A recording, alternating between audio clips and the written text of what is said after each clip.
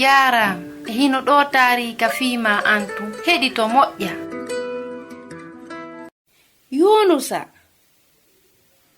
Yunusa ɗofti.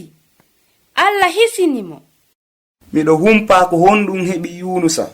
Si tawi himo marno hakkil, haray o heɗotono Allah. O yettotano ko dogugol ka woɗɗitimo.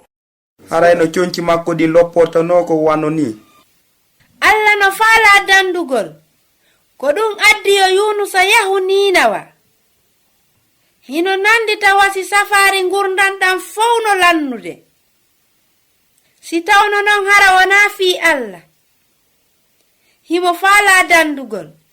Hay Yunusa, ko ɗum si o neli hoɗuɗo ka nder ndiyam mo wona wonɗo wo wonɗo fii ko wallitomo kanko Yunusa.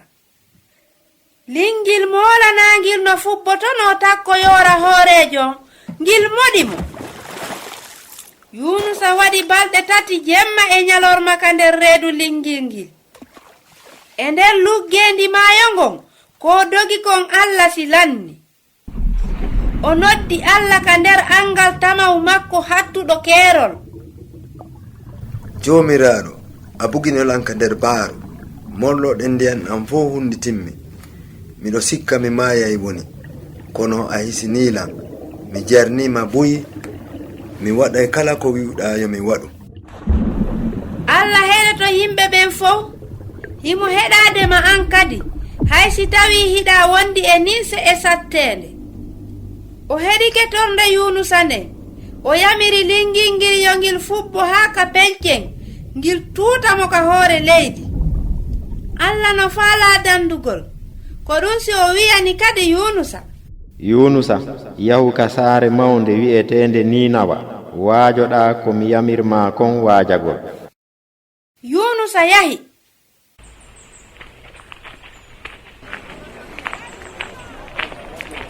Heɗite, Allah ne lilan ha e mon ko yahata balɗe 40. Saare mon nden lancete. Ko donkinande junubaji mon ɗin non, sabu ko on fenoɓe e jeenoɓe e wujjoɓe. Allah no suti fuu yonon ɓe waroɓe yimɓe e wujjoɓe. Yimɓe heɗitiɓe ɓen aani fota. Waajo Yunusa o memi kisan ɓerɗe maɓɓe ɗe. Ko gonga makko, min waɗi junubu ka Allah. Ko honɗum non min haani waɗude e telemma ɗum. E hino yamirore lanɗo, hay goto yamiraka ñamugol ma yarugol. Tuube e junubaji mon ɗin, toroɗon Allah faabo. No gasa o heɗoto on, sele ɓoye laare, fuɗɗoɗon gurdan kesan. Andite, yimɓe guluuje 190 e nder nden saare janti inde Allah nde. Moko baajo e payku. E tuubi ɗan gurdan ɗan ɓe wuuri e nder huccugol Allah. Balɗe ɗen feƴƴi. 38, 39, 40. Hari Allah donki naali ɓe taho. O heri torndeji maɓɓe ɗi ɓe tuubirno ɗin. O yaafaniɓe. Hara ɗum labaka hanno. Ɓe fof ɓe ewni e Allah.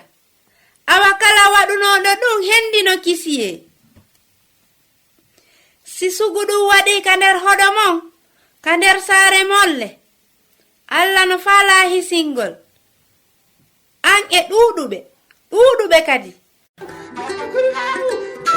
Ko Husainatu wonno e yewtudema. Mi weltanike ma fii ko heɗitiɗa kon. Hiɗen e saayi.